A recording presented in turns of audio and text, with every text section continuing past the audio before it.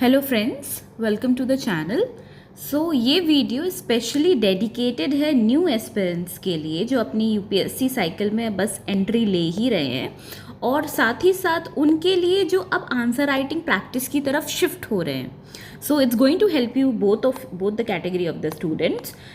In this video basically I have highlighted some mistakes जो आपको नहीं करनी है while you are preparing for answer writing, while you are doing answer writing. अगर आप बहुत ज़्यादा बिगिनर हो तो चलिए जी देखते हैं कौन सी वो 8 मिस्टेक्स हैं जो आपको नहीं करनी है, because that mistakes is going to cost you a lot. The mistake number 1 of answer writing is starting too late. ये ना एक बहुत बड़ी प्रोकेस्टिनेशन का ही टाइप है कि मैं answer writing, I will start answer writing after finishing polity और आफ्टर फिनिशिंग प्रीलिम्स और आफ्टर कंप्लीटिंग हिस्ट्री और आफ्टर डूइंग दिस और आफ्टर डूइंग दैट। ये ना अप्रोच ही गलत है। मैं ये नहीं कह रही हूँ कि आपको आंसर राइटिंग फर्स्ट डे से चालू करनी है। नहीं, फर्स्ट डे तो आप एकदम इन्फेंट बेबी हो, आपको कुछ भी नहीं आता है, राइट? कुछ भी नहीं पता है तो उस दिन तो आप आंसर राइटिंग कर ही नहीं सकते। सपोज करो आपने हिस्ट्री उठाई या पॉलिटी उठाई, एंड पॉलिटी से रिलेटेड आपने कुछ लक्ष्मीकांत के initially 1 to 5 of 6 chapters complete कर लिए। अब उसमें basic structure, salient feature of constitution और ये सारी चीज़ें आपने कंप्लीट कर ली, तो आप जाओ और जाके देखो PYQs में व्हाट इज कॉन्स्टिट्यूशनलिज्म, या फिर आप NCERT उठा लो क्लास 11th की, उसमें जो क्वेश्चन आंसर दिए गए हैं ना, आप उसको प्रैक्टिस करो। ये बहुत बड़ी मिस्टेक है कि जब मेरा पूरा सिलेबस हो जाएगा तब मैं जाके आंसर राइटिंग प्रैक्टिस करूँगा या करूँगी। This is a wrong approach. Answer writing एक स्किल है और स्किल ना सीखी जाती है by practice, by repetition. Skill एक दिन में नहीं आती। Skill improves, as I have said over here, that skill improve only through the practice. Virat Kohli, though I don't like him, Virat Kohli is one of the best finest player, best इतना fit है, ये सब है, सब कुछ है, because वो रोज सुबह 4:30 बजे उठ के प्रैक्टिस करता है नेट पे जाके, right? Because of that practice he is perfect. Because of that practice he is the best. So if you want to write the best answers, if you want to have a best quality of the answers, you need to work on that skill, and that skill will gradually develop when you start practicing. Practice. खराब answer लिखो, जितना खराब हो सकता है लिखो। ये तो अच्छी बात है कि आपके पास वक्त है, आप उसे इम्प्रूव कर सकते हो। ये नहीं कि जब हमारे 1.5-2 साल बीत गए इस जर्नी में फिर हम एक दिन जागेंगे और उस दिन जाके हम आंसर राइटिंग प्रैक्टिस करेंगे।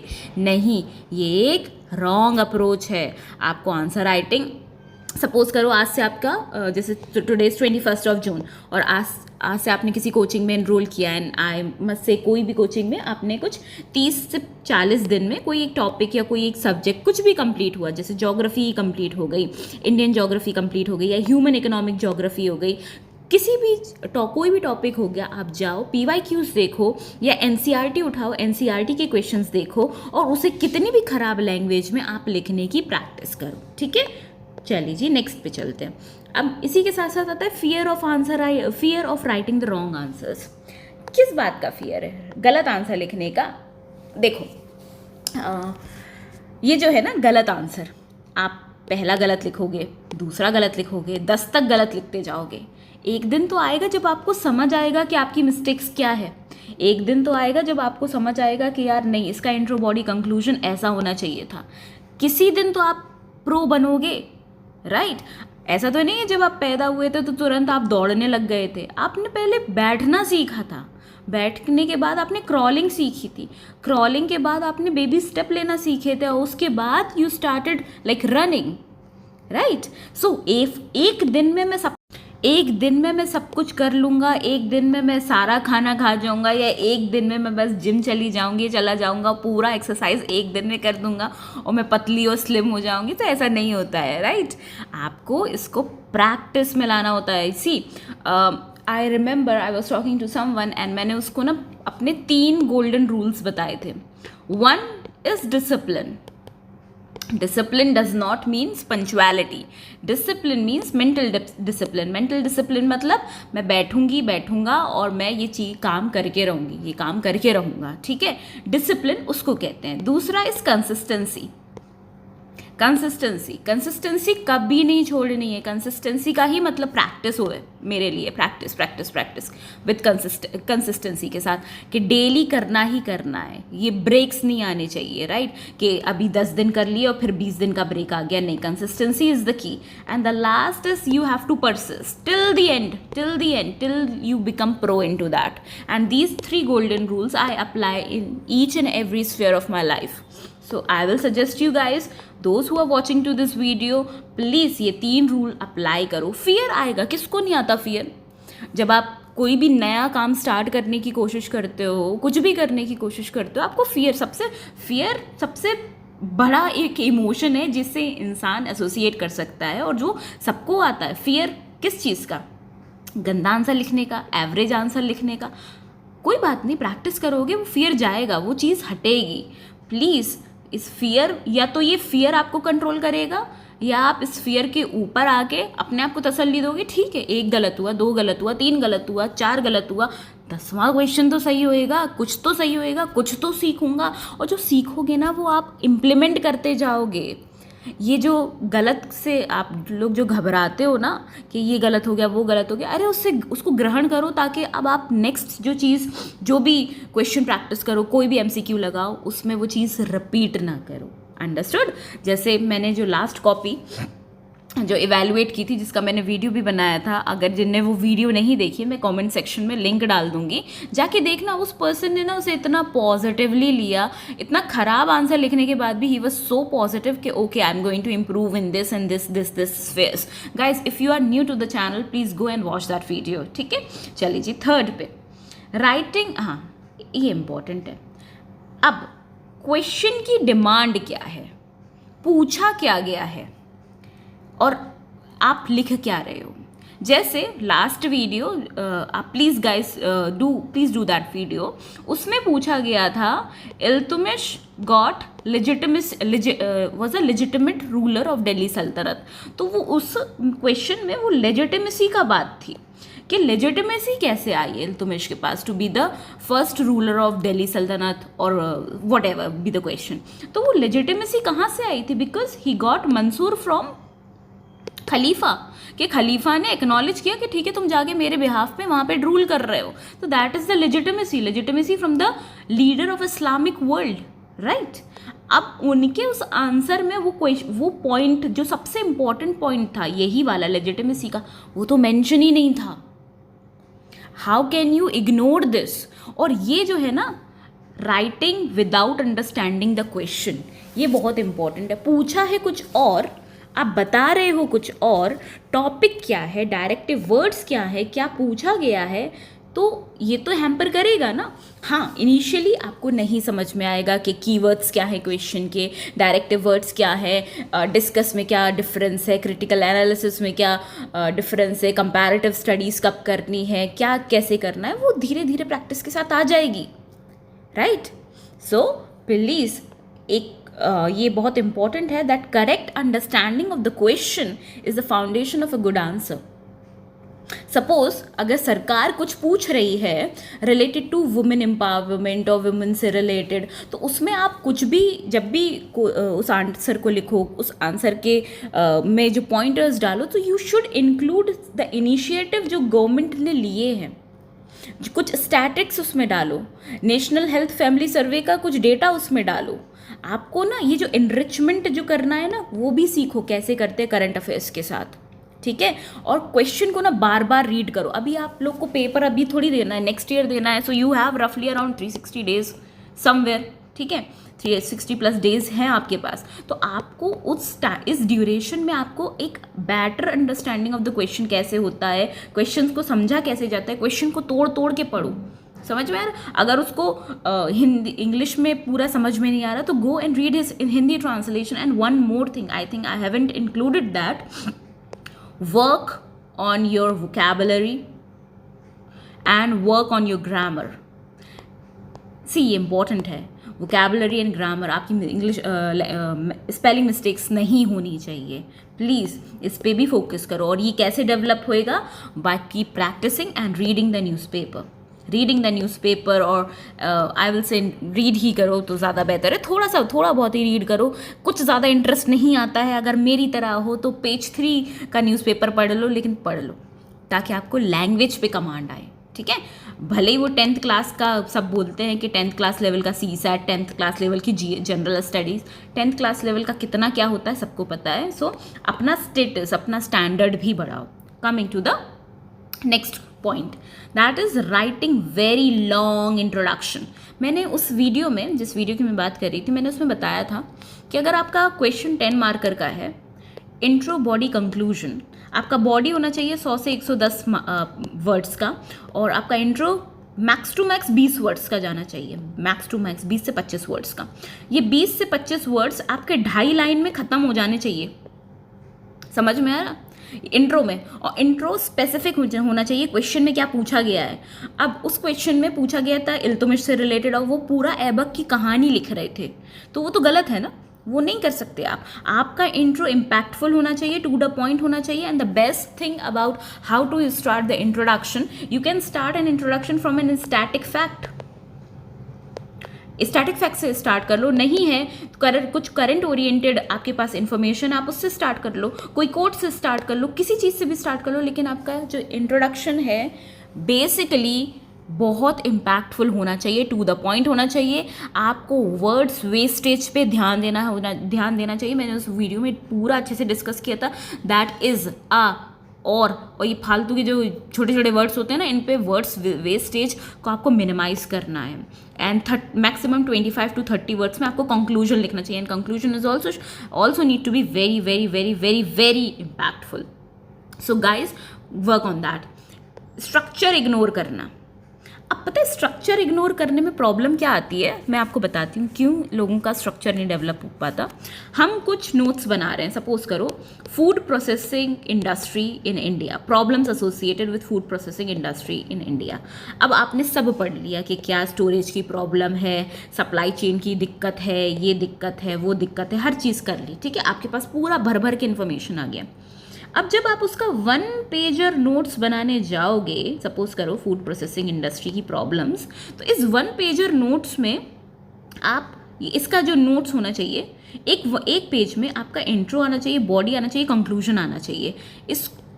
इस टॉपिक को ही के नोट्स, जो इस टॉपिक के जो नोट्स आपके होने चाहिए ना, वो ही आपके इंट्रो बॉडी कंक्लूजन में होना चाहिए। इसमें एक फ्लो चार्ट बना लो, ठीक है, कि कैसे बैक चेन और सप्लाई चेन, वो जो भी आपने जितना भी जैसे भी जहाँ से भी पढ़ा है, आप उसको इंक्लूड कर सकते हो। अगर आपके नोट्स स्ट्रक्चर फॉर्मेट में होंगे ना, आई रिपीट, अगर आपके नोट्स स्ट्रक्चर फॉर्मेट में होंगे तो आपको आंसर राइटिंग में इतनी दिक्कत नहीं आएगी।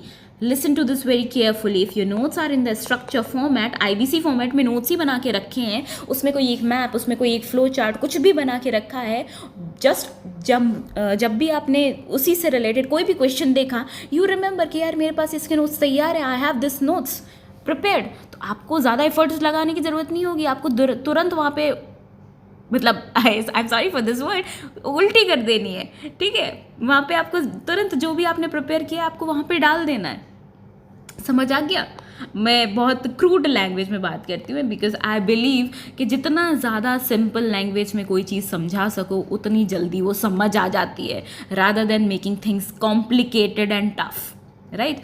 सो without structure even good content look messy. मैं इस पर बहुत अच्छा एग्जाम्पल देती हूँ, but I don't want to give, मतलब इतना पब्लिकली भी नहीं बोलना चाहिए, ठीक है। चलिए जी, चलते हैं 6th मिस्टेक पे, writing everything in the paragraph. No, बिल्कुल नो।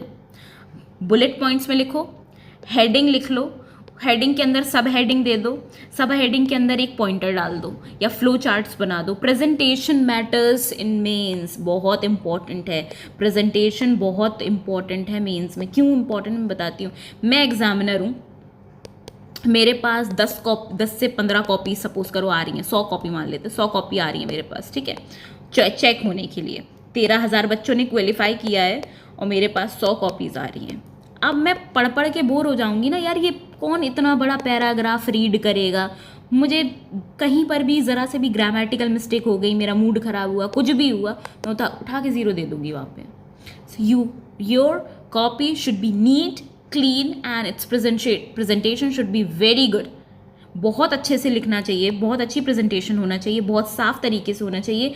हर एक चीज़ हेडिंग, सब हेडिंग, अंडरलाइन होनी चाहिए। साथ ही साथ उसमें कीवर्ड्स अगर आप अंडरलाइन कर सकते हो, वैसे 7 मिनट कम होते हैं, लेकिन अगर आपकी ग्रिप अच्छी है, आपने प्रैक्टिस अच्छी की है, उस 7 मिनट में आपको सोचना भी है, लिखना भी है, कंप्लीट भी करना है, तो I would suggest it comes with the practice. And अपने आंसर्स में इंक्लूड करो कुछ एक्स्ट्रा। अब मैं ये नहीं कह रही हूँ कि एक्स्ट्रा में मतलब आउट ऑफ द बॉक्स चले जाओ और उल्टे सर शीर्षासन में बैठ जाओ कि आउट ऑफ द बॉक्स पे दिमाग मतलब लगाओ वगैरह, नहीं, वो सब नहीं कह रही हूँ। बट आपको ये देखना है कि इसमें मैं और क्या एनरिच कर सकता हूँ, और क्या बढ़ा सकता हूँ, और क्या इसमें बेटर कर सकता हूँ। That will comes when you practice practice practice practice practice practice practice. Okay, चलिए जी next. Not using examples. Beginners often write very generic answer, that is very normal, बहुत ठीक है, बिगिनर हो बहुत ठीक है, but you have to ask yourself, क्या इसमें गवर्नमेंट स्कीम ऐड हो सकती थी? सपोज सोशल जस्टिस से कोई क्वेश्चन है, सोशल जस्टिस से कोई टॉपिक है, and the government is taking some initiative related to like ST scheduled tribe से रिलेटेड कुछ भी है, तो अगर आप उसमें आपने अगर एक स्कीम का नाम सुना हो, आदि करम योगी योजना, अगर आप उससे रिलेटेड कुछ डाल दो कि लीडरशिप डेवलपमेंट के ऊपर गवर्नमेंट का फोकस है, तो आपको नहीं लगता आपका आंसर थोड़ा सा लोग जितने भी लोग लिख रहे हैं उससे थोड़ा सा ऊपर चला जाएगा, right?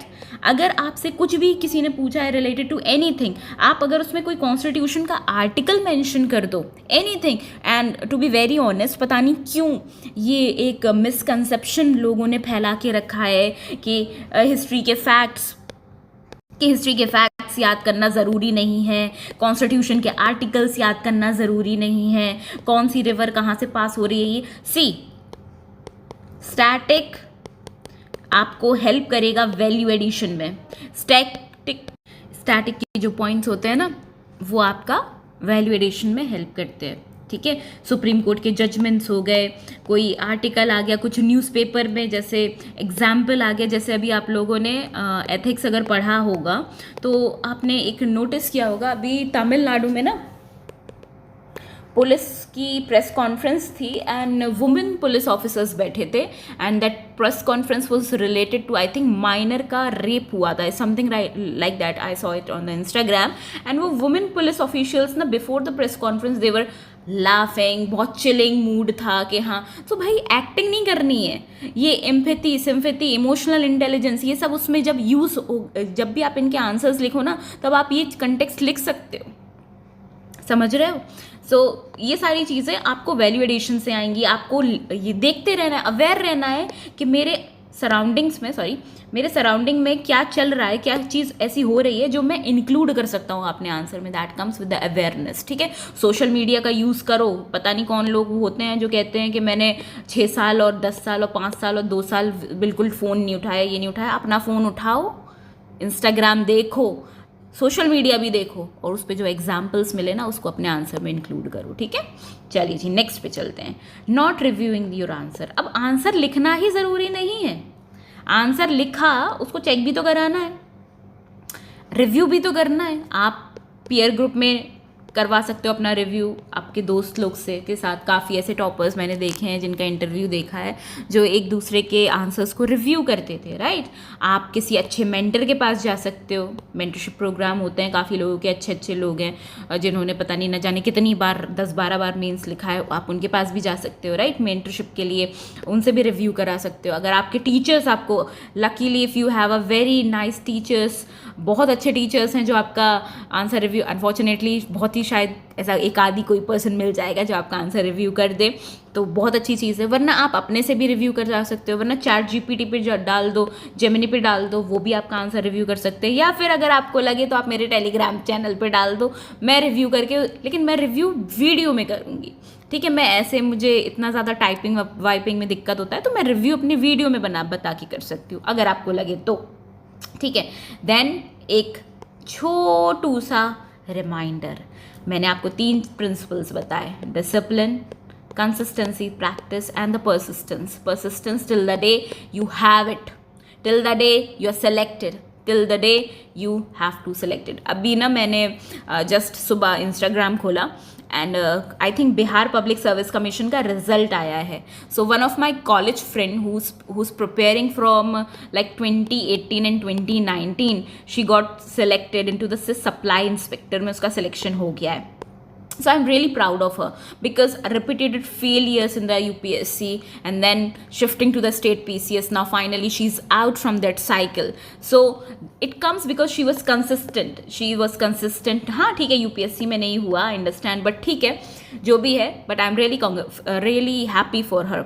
If she's listening to this, I'm really happy for her. Congratulations. ये कंसिस्टेंसी का ही रिजल्ट है जो उसे आज मिला है। कंसिस्टेंसी आपको भी एक ना एक दिन बहुत अच्छे रिजल्ट्स देगी, सीरियसली देगी। तो सिर्फ आपको प्रैक्टिस करते जाना है। आई नो डिमोटिवेशन होता है, आई नो फियर लगता है, I know I have been there, I have seen everything what you guys are feeling right now, but या तो अपने आप को उस फियर से कंट्रोल होने दो, या to overcome those fears you will take that decision, stick to that decision, you won't be sitting there with your fears, you will make a deal with that fear that no, I am going to win, I'll be the winner, I'm going to win. Okay, so these are some closing motivation lines from my side. If you want any help, anyone, please reach out to me. I'll try to help you as much as possible, जितना मेरी capacity में होगा, I'll try to do that. With this I'm signing off. मैं link comment में link डाल दूंगी video का जिसमें मैंने इवेलुएट की थी कॉपी, तो आप लोग वहाँ से भी देख सकते हो। चलिए जी, बाय, टेक केयर। और just one request, if you like my channel please subscribe, ठीक है, थैंक यू।